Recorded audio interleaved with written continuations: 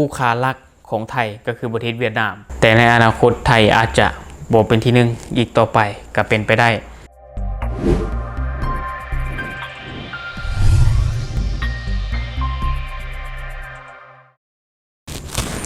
สวัสดีท่านผู้ชมกลับมาพบกับช่อง Talk the New และหัวข้อที่เราอยากจะนำเสนอในมื้อนี้ก็ถือเป็นหัวข้อที่น่าสนใจเนาะที่แขวงอัตตปือหรือว่าภาคใต้ของลาวเนาะได้ปล่อยเนื้อที่ให้บริษัทเอกชน3บริษัทเข้าไปสัมปทานเพื่อปลูกทุเรียนอันนี้ก็ถือว่าเป็นเรื่องที่ดีของสปป.ลาวเนาะที่ทางการลาวได้ส่งเสริมให้มีการผลิตภายในเนาะผลิตเพื่อนำใส่แล้วก็ผลิตเพื่อส่งออกแน่นอนแหละที่ผ่านมาลาวเป็นประเทศที่พึ่งพาการนำเข้าเป็นส่วนใหญ่เนาะบ่ว่าจะเป็นสินค้าอุปโภคบริโภคลาวต้องนำเข้าจากประเทศเพื่อนบ้านอย่างประเทศไทยเนาะที่ลาวพึ่งพาการนำเข้าเป็นหลักถ้าว่าลาวปลูกทุเรียนแล้วเบอร์หนึ่งของโลกหรือว่าเบอร์หนึ่งของอาเซียนอย่างประเทศไทยที่เป็นเจ้าพ่อทุเรียนที่ส่งออกทุเรียนหลายที่สุดในโลกมันจะมีผลกระทบอย่างบ่ไทยจะได้รับผลกระทบอย่างและไทยจะต้องประเสริฐกับอย่างใดเดี๋ยวเราจะลมกันในหัวข้อต่อไปเราจะมาวิเคราะห์กันเนาะท่านผู้ชมและตอนนี้เรามาเบิ่งก่อนว่าเนื้อในข่าวที่แขวงอัตตปือเพิ่นได้รายงานก็คือเนื้อในข่าวเพิ่นเขียนเอาไว้ว่าแขวงอัตตปืออนุมัติให้3บริษัทเอกชนสัมปทานฟื้นฟูป่าและปลูกไม้ให้มากอยู่เมืองสนามไทรเนาะก็คือข่าวออนไลน์แขวงอัตตปือรายงานว่าในวันที่7เมษายน2025นี้แขวงอัตตปือเซ็นสัญญาฟื้นฟูป่าติดพันกับการปลูกไม้ให้มากเส้นทุเรียนอยู่เขตบ้านพรมณีเมืองสนามไทรและอยู่ในข้อตกลงขององค์การปกครองแขวงเห็นดีให้บริษัทแสงพัฒนาบ่อแห่กสิกรรมและก่อสร้างครบวงจรจำกัดผู้เดียวสัมปทานพัฒนาโครงการฟื้นฟูป่าติดพันกับการปลูกไม้อุตสาหกรรมไม้ให้มากเป็นสินค้าในเนื้อที่100เฮกตาร์ในนั้นเนื้อที่เป็นไปได้ในการพัฒนา 85.87 เฮกตาร์และเนื้อที่ควรสงวนไว้ 14.13 เฮกตาร์อยู่เขตบ้านพรมณีเมืองสนามไทรแขวงอัตตปือและกำหนดระยะเวลาในการสัมปทานแม่น30 ปีต่อมาแม่นบริษัทจันทวงศ์ก่อสร้างหัวทางและซ่อมแปลงเคหสถานจำกัดผู้เดียวสัมปทานพัฒนาโครงการฟื้นฟูป่าติดพันกับการปลูกไม้อุตสาหกรรมไม้ให้มากเป็นสินค้าในเนื้อที่100เฮกตาร์ในนั้นเนื้อที่เป็นไปได้ในการพัฒนา 92.25 เฮกตาร์และเนื้อที่ดินควรสงวนไว้ 7.48 เฮกตาร์อยู่เขตบ้านพรมณีเมืองสนามไทรแขวงอัตตปือและระยะเวลาในการสัมปทานแม่น30 ปีและต่อมาเป็นบริษัทที่3เนาะก็คือบริษัทพลมีไซก่อสร้างครบวงจรขาเข้าออกจำกัดผู้เดียวได้รับอนุญาตให้สัมปทานโครงการฟื้นฟูป่าติดพันกับการปลูกไม้อุตสาหกรรมไม้ให้มากเป็นสินค้าในเนื้อที่จำนวน100เฮกตาร์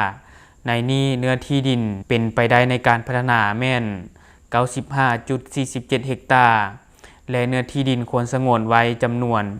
4.53 เฮกตาร์อยู่เขตบ้านพรมณีเมืองสนามไทรแขวงอัตตปือและระยะเวลาในการสัมปทานแม่น30 ปีสรุปแล้วเนาะเนื้อที่ที่ถูกสัมปทานไปประมาณ 273.59 เฮกตาร์เนาะหรือประมาณ 1,700,000 ไร่เนาะอันนี้ก็ถือว่าหลายเติบเลยเนาะซึ่งภายหลังที่สำเร็จพิธีเซ็นสัญญาทั้ง3บริษัทต้องได้ยื่นคำร้องเพื่อออกใบอนุญาตลงทุนและต้องได้เริ่มลงมือจัดตั้งปฏิบัติหน้าเวียกต่างๆรวมทั้งการเสียภาษีอากรค่าธรรมเนียมและค่าบริการต่างๆให้ครบถ้วนทันเวลาตามกฎหมายและระเบียบการที่เกี่ยวข้องและนี่ก็จะเป็นเนื้อในข่าวที่ทางการแขวงอัตตปือเพิ่นได้รายงานออกมาเนาะก็ถือว่าถูกสัมปทานไปหลายพอสมควรอยู่ที่ 273.59 เฮกตาร์เนาะหรือประมาณ 1,700 กว่าไร่เนาะอันนี้ถือว่ากว้างและวันนี้เราลงมาวิเคราะห์เบิ่งเนาะท่านผู้ชมเนาะว่าในอนาคตไทยจะต้องเจอกับความท้าทายอย่างใดซึ่งในปัจจุบันก็ต้องยอมรับเลยว่าประเทศไทยเป็นประเทศที่ส่งออกทุเรียนหลายที่สุดเป็นอันดับหนึ่งเนาะและตลาดหลักที่ไทยส่งออกไปนั่นก็คือประเทศจีนและบัดนี้เนาะเฮามาเบิ่งว่ามีประเทศใดแน่ที่จะเข้าไปมีส่วนแบ่งทางการตลาดหรือว่าเข้าไปมีส่วนแบ่งในการส่งออกทุเรียนในอนาคตเนาะอันนี้เฮามาวิเคราะห์เบิ่งว่าในอนาคตประเทศที่จะเข้ามีส่วนแบ่งมันจะมีประเทศใดแดซึ่งในปัจจุบันมันก็มีอยู่แล้วเนาะก็คือประเทศเวียดนามและกับประเทศมาเลเซียที่ส่งออกทุเรียนคือกันแต่ว่าส่งออกบ่หลายแต่ว่าไทยส่งออกหลายที่สุดซึ่งเฮามาวิเคราะห์เบิ่งแล้วคู่ค้าหลักของไทยก็คือประเทศเวียดนามและในอนาคตต่อไปก็อาจจะเป็นลาวแต่ว่าลาวไทยก็จะบ่ปานใดหรอกเพราะว่า ตอนในปัจจุบันก็คือยังบ่หลายเทื่อเนาะแต่ในอนาคตก็บ่แน่แต่ก็เชื่อว่าอาจจะบ่สู้ประเทศเวียดนามและบัดนี้เราลองมาวิเคราะห์เบิ่งเนาะท่านผู้ชมเนาะว่าเป็นหยังเวียดนามจึงเอิ้นว่าเป็นประเทศคู่ค้าหลักในการส่งออกทุเรียนของไทยเพราะว่าประเทศเวียดนามก็เป็นประเทศหนึ่งที่ปลูกทุเรียนและก็ส่งออกทุเรียนหลายคือกันห้องเป็นอันดับ2จากไทยในอาเซียนของเราเนาะก็คือประเทศเวียดนามและเมื่อบ่นานมานี้ทางการจีนก็ได้อนุญาตให้ประเทศเวียดนามสามารถส่งทุเรียนเข้าจีนได้อย่างเป็นทางการในเดือนกันยายน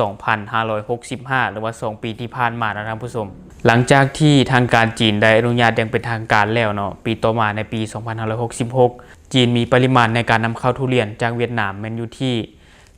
493,000 ตันและคิดเป็นมูลค่าการนำเข้าแม้นอยู่ที่ 2.14 พันล้านดอลลาร์สหรัฐอันนี้ในปี 2566 ก็คือจีนนำเข้าทุเรียนจากเวียดนามอยู่ที่ 493,000 ตันคิดเป็นมูลค่าการนำเข้า 2.14 พันล้านดอลลาร์สหรัฐเนาะอันนี้ก็ถือว่าหลายแห่งสำหรับประเทศไทยในการส่งออกทุเรียนไปจีนเนาะอันนี้ในปีข้อมูล 2567 ไทยส่งออกทุเรียนแม่นอยู่ที่ 121,398 ตันเวียดนามบ่ได้ครึ่งเลยเนาะบ่ได้ครึ่งที่ไทยส่งออกไปแต่ความหมายที่เป็นคู่ค้าก็คือในอนาคตเวียดนามมีโอกาสที่จะแซงหรือว่ามีโอกาสที่จะไปแบ่งโซนการตลาดในจุดนี้และในปี 2567 นี่เนาะที่ไทยส่งทุเรียนออกไปจีนอยู่ที่ 121,398 ตันนี่หลายเป็นอันดับ1เนาะและรองลงมาเป็นอันดับ2ก็คือเวียดนามและบัดนี้คิดเป็นมูลค่ามันอยู่ที่ 717,000 ล้านดอลลาร์สหรัฐเนาะก็คือเวียดนามบ่ได้ครึ่งของไทยที่ไทยส่งออกไปแต่ในอนาคตก็คือเวียดนามมีการแซงเพราะว่ารัฐบาลของเวียดนามมีการส่งเสริมการปลูกทุเรียนแบบจริงจังเนาะท่านผู้ชมเนาะถึงแม้ว่าไทยจะเป็นอันดับ1ในการส่งออกก็คือเฮาเว้าไปอนาคตเวียดนามอาจจะเข้ามามีส่วนแบ่งทางการตลาดนี่แต่ทางที่ดีก็คือถ้าว่าไทยอยากเป็นที่1ตลอดไปไทยต้องควบคุมมาตรฐานและก็คุณภาพให้มันดีให้ดีกว่าประเทศเพื่อนบ้านดีกว่าประเทศเวียดนามดีกว่าประเทศลาวดีกว่าประเทศมาเลเซียมันก็เป็นเรื่องที่ยากที่ต่างประเทศหรือประเทศเพื่อนบ้านจะแซงได้และต่อมาเนาะถ้าว่าประเทศไทยสร้างแบรนด์ทุเรียนให้เป็นที่จดจำมันแห้งจะเป็นการดีนะท่านผู้ชมเนาะเพราะว่าประเทศไทยส่งออกทุเรียนไประดับโลกมันบ่ท่านผู้ชมแต่หากว่าไทยสร้างแบรนด์ทุเรียนไทยให้เป็นที่จดจำนี่ก็จะให้ชาวต่างชาติได้รู้เลยว่าสินค้าตัวนี้เป็นสินค้าของไทยเป็นเอกลักษณ์ของความเป็นไทยเนาะถ้าว่านึกถึงทุเรียนต้องนึกถึงประเทศไทยแบบนี้นะและแนวใดก็ตามที่เว้ามาทั้งหมดที่ว่าเวียดนามหรือว่าประเทศอื่นๆที่จะเข้ามามีส่วนแบ่งทางการตลาดอันนี้เป็นเพียงการวิเคราะห์และเป็นเพียงการคาดเดาของเฮาเองเนาะแต่ก็เชื่อว่าไทยบ่ปล่อยให้ประเทศเหล่านี้มาแย่งส่วนแบ่งทางการตลาดไปได้ง่ายๆดอกเนาะเพราะว่าประเทศไทยก็มีกลยุทธ์ที่แตกต่างกันอยู่แล้วเนาะแม่นบ่ล่ะแต่ในอนาคตไทยอาจจะบ่เป็นที่1อีกต่อไปก็เป็นไปได้แต่นั่นก็อย่าติดตามข่าวไว้นำกันนะท่านผู้ชมและทั้งหมดก็คือข้อมูลเล็กๆน้อยๆที่เฮาเก็บมาฝากท่านผู้ชมในมื้อนี้และปีใหม่นี้เนาะทางช่องเองก็ขอให้ทุกคนจงมีสุขภาพแข็งแรงไปใส่มาใส่ก็เดินทางโดยความปลอดภัยเนาะมีสติในการเดินทางนะท่านผู้ชมจังได๋ก็ขอให้ทุกคนจงมีสุขภาพแข็งแรงและทั้งหมดก็คือสิ่งที่เฮาอยากนำเสนอในมื้อนี้นะท่านผู้ชมสำหรับท่านใดที่